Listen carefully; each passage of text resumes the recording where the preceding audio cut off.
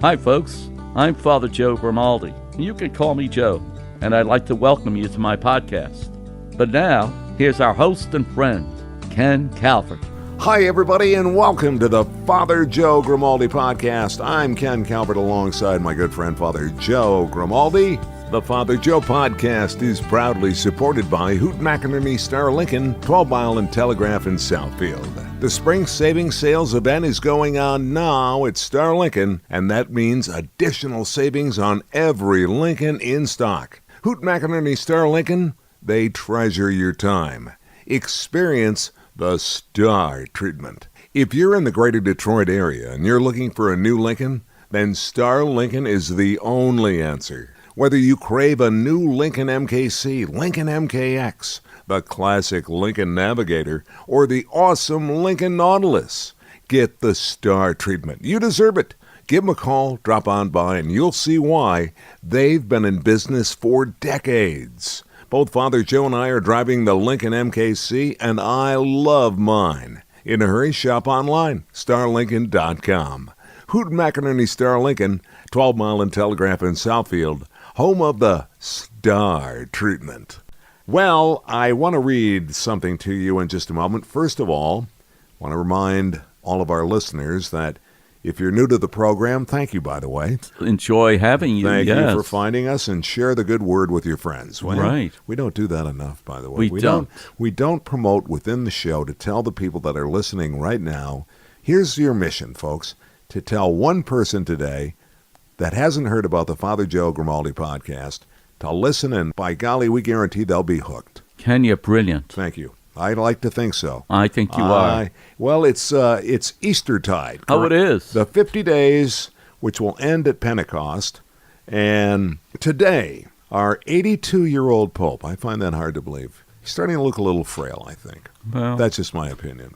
He gets around a lot better than I do, let's put it that way.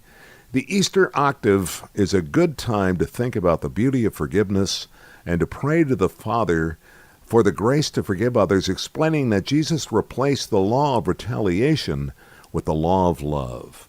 What God has done for me, I give it back to you. In other words, forgiveness is once again front and center this Sunday.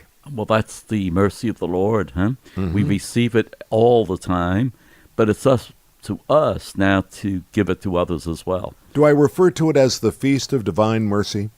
Yes. Okay. It's got a few names. That's why I asked. It's the second Sunday of Easter. Yeah. Let me explain. Years ago, if you remember, and I'm sure you do, Ken, the second Sunday of Easter was called Low Sunday. Yep.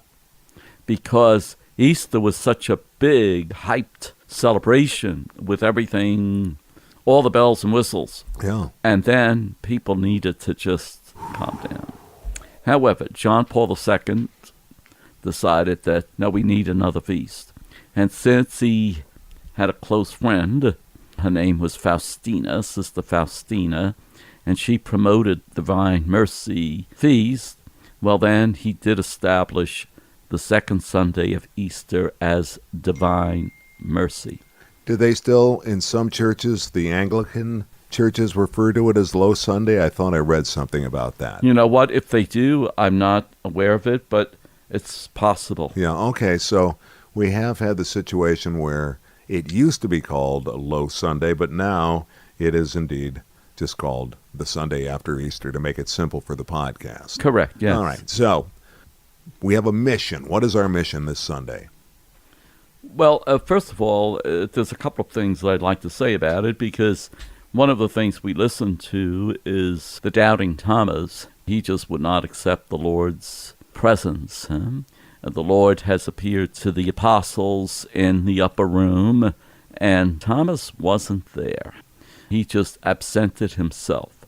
And one of the things I like to bring out, and I think it's an important thing, all of us, when we're mourning, when we're hurting, we like to be left alone. And I think Thomas was hurting so much that he just absented himself from everybody else. And of course, people are saying, why? Well, eventually he did come back. He realized that he needed the community of his brother apostles. And so he did return, and it was there that he found peace. When the Lord said to him, Thomas, touch my side, and you'll see that that's where the wounds are. Look at my hands. And that's when he believed. That's when he was accepted by the other apostles, because they realized why he absented himself. But in any case, that's one of the things. Forgiveness that we were speaking about is very important. And so one of the things is that as we receive forgiveness, it's important that we give forgiveness to others. Yeah. And that's not easy to do. Very often we talk as if it's so simple. We have people that can't forgive their own brother or sister for something that happened 30, 40 years ago. They don't even know what it was that happened, but they just will not talk with each other. That's why I find this is such a very, very difficult thing, a very tight rope to walk on, if you want, when you're speaking about forgiveness. Okay, I got to stop you for a second. Sure. Because forgiveness comes up an awful lot. Yes. And because I know we've discussed it many times, and we've done one podcast that's just basically forgiveness. And we kind of broke down all of the corridors and all of the cabinets where it's stored. Sure. Be it, anger at a sister, anger at a neighbor, parents, whatever. And, holding a grudge or whatever the case may be. What I don't get is, what is it about people in general that just can't get into a forgiveness mode? What's our issue with forgiveness? I think emotions take over. They've been hurt. They don't know how to deal with it. One way is not to speak with the other person. I always think of the aisles at Kroger's, where you see somebody from afar, you certainly want to stay away from that person. Yeah, so you run to the other aisle, put your head down, hoping that you won't see him. Put the hoodie or her. up. Yep. Yeah. But I don't know. It's a human trait. It's not a thing to do, but we do it a lot. But then I guess that's your purpose then, to make sure that you get up on the altar and remind people. I don't know how many times I have to say this, but I'm going to do it until you get it right. The good guy upstairs wants us to get along. To love each other to and love to each forgive other one another. Instead of retaliate, forgive, Yeah, okay? exactly, Let's get past this stuff. Yes. And it's usually over the dumbest things, if I can say that. People usually get into long-standing feuds over really ridiculous things. Oh, yeah. Not always, but a lot of times Well, they who do. was the McCoys and the... Yeah, the Hatfields and the McCoys. That But was always a big case. Yeah, but it was a really easy way to explain it to kids. Yeah, You sure. had the Hatfields and McCoys, and they had this issue with the property line, okay? Right. And we still do that as adults. Of course we do. I remember one time when I first bought this house, neighbor next door cut about 3 long rows into my yard. And I was going to go over and belly bump the guy and say, hey, Pardo, let's get this lot line straight once and for all. Mm-hmm. But I didn't. I gave in. I thought, let it go. And Sure. eventually I'd always beat him out to the lawn and do it before he could get to it. But anyway, everything has a solution in my world. In one way or another. Yeah. But anyway, I find it fascinating that we really have this issue with forgiveness. Well, what I was saying is that this week particularly, we are concentrating, and we will for the next couple of weeks, concentrate on the appearances that Jesus made after the resurrection. Because let's face it, there were all these questions about whether his tomb was ransacked and they took the body away, and these things were a reality in the first century, what happened to Jesus. And so what Jesus does, he appears, and he doesn't appear so quickly. People have to question who he is, because they recognize that it's different, and then they realize, my God, it is Jesus. They question him about different things. It's interesting, the road to Emmaus is one of these things that has been used for so many different aspects of Octave of Easter. What happened there, the apostles, they had put all their hopes in Jesus Christ. He was going to save everybody physically. They never thought that he was talking about a new life, an afterlife. And so when Jesus is crucified, many of the disciples, many of the apostles, they just, gave up, or they were just wondering. So you have these two guys, two disciples, whoever they are, ordinary people, they're kind of walking along. Hey, did you see what happened in Jerusalem today? They crucified him. You got to be kidding, really. All of a sudden, this other person is walking with them, and they ask him these questions. Did you notice what happened today? And it's Jesus. They recognize Jesus eventually, but not right away. So they have a little dinner. Interesting, Jesus eats the food that's presented to show that he is real. It's not just a phantasma, as they say. It's not Casper the Friendly Ghost. Right. He's real. Yeah. He's eating. He's enjoying the people's company.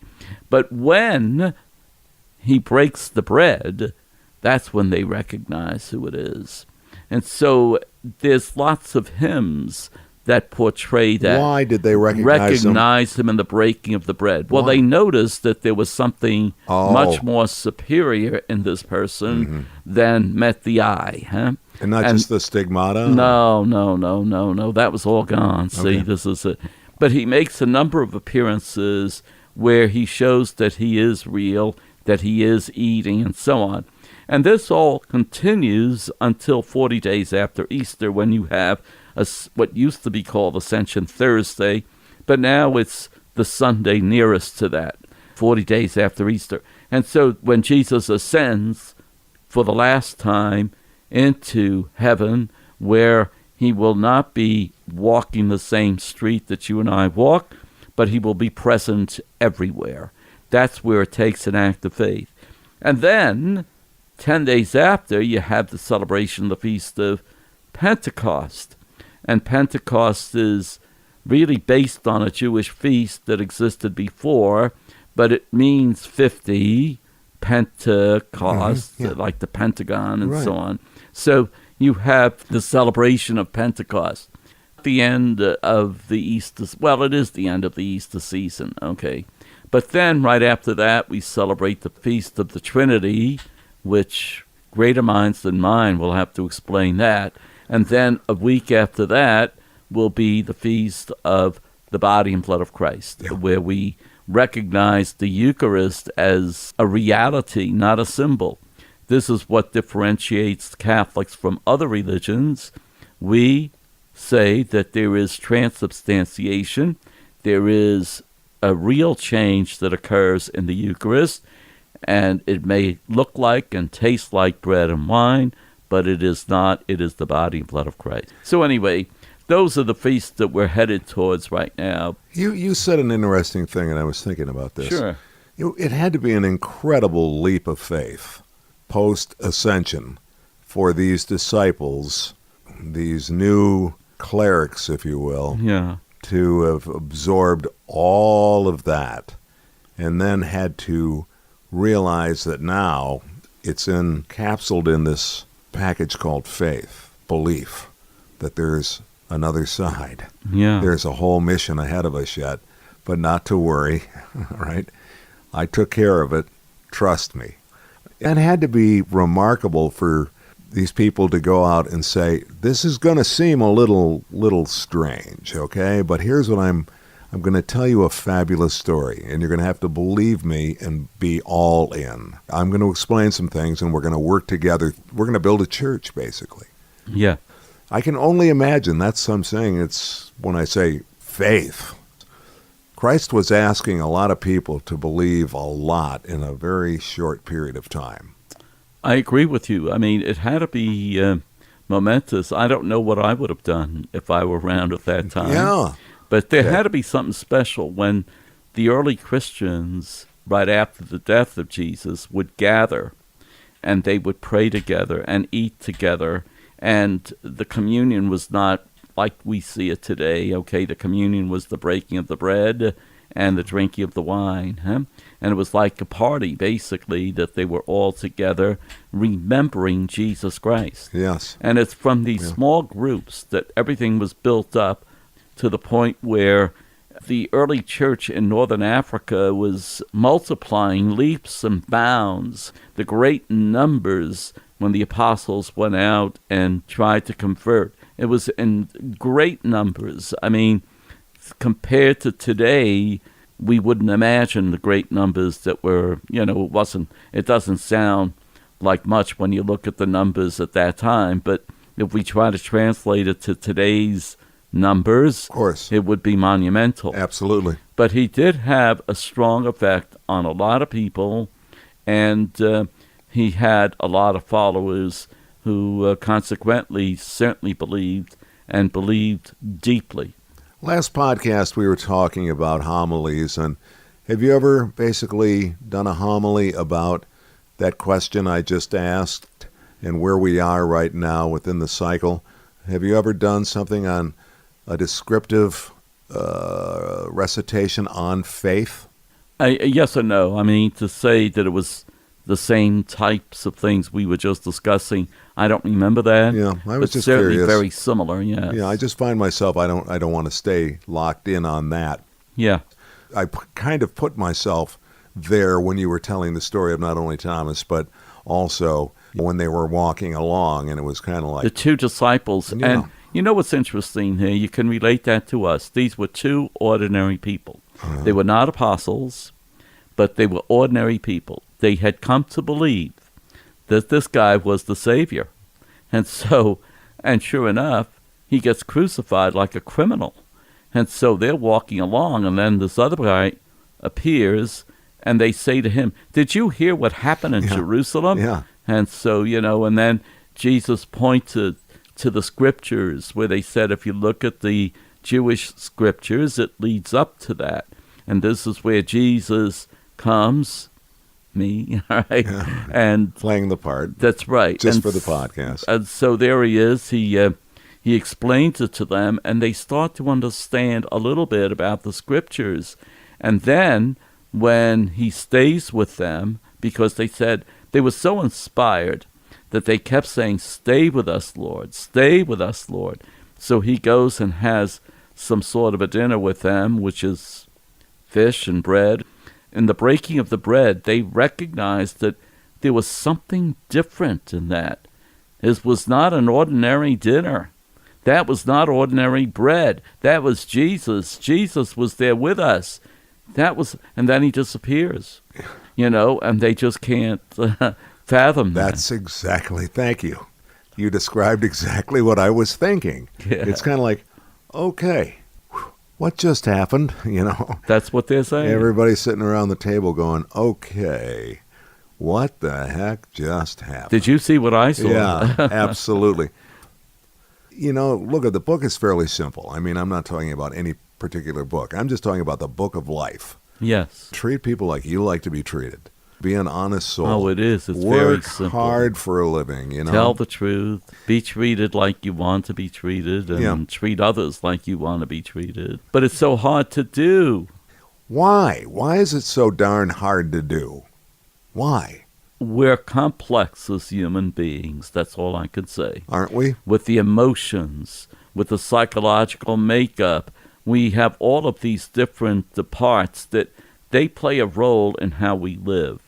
And for us, where you have some people who are able to follow that, you have others who want to be superior to everybody else. Mm-hmm. You have others that think they're the end-all and be-all. So I think it depends on our emotions and our makeup. Well, listen, there'd be an entire wing of a library that wouldn't exist if we knew the answer. Oh, I know, I know. And what about every psychiatrist and psychologist out there? There would be no need. No, we are unique. But, I sort of get a kick out of people that always say, never go to bed angry. Have any wedding advice, Bob? Well, I said this in my book, my second book. Always make sure you never go to bed angry. If you and your wife get into a little row over something really foolish, just make sure you don't go to bed angry. I went, yeah, that's the drill. That's pretty easy, and you're making millions for this? This is common sense. It's amazing. We are complex people, and that's where I was getting back to. Oh, sure. So you must deal with the most complex of the complex on occasion. What do you mean by that? Describe it.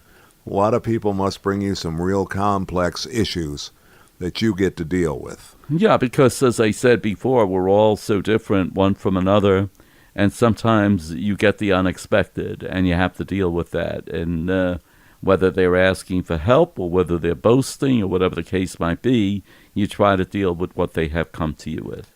Can people go into a church anymore? While you were talking, I was thinking that you may suggest to people on occasion, look, here's one of the ideas that I have. I want you to just go home, think about it, and pray over it. Or as you like to say, meditate over it and pray over it. Can you still go into a church at 4 o'clock in the afternoon, take a kneeler, put it down, and say a prayer? In most churches, yes. You can.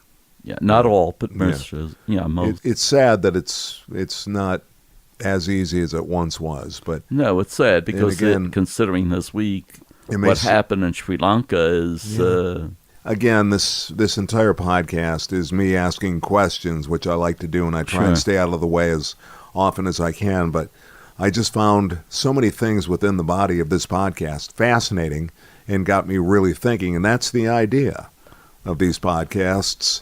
I enjoy just because I hope I represent something of a little simpler take from the simpler guy in the room. You're anything but simple. All right. Well, I am complex, and that was inside the body of the podcast, which would probably be a good place then for me to end this podcast. Ladies and gentlemen, we'll see you next time on the Father Joe Grimaldi podcast. I'm Ken Calvert. See you soon. Thank you. This is Father Joe Grimaldi, and I look forward to seeing you next time on the Father Joe podcast. If you'd like, you can email us. It's frjoepodcast@gmail.com. That's frjoepodcast@gmail.com. We're also on Facebook. Simply search Father Joe Grimaldi. And thanks for listening, everyone.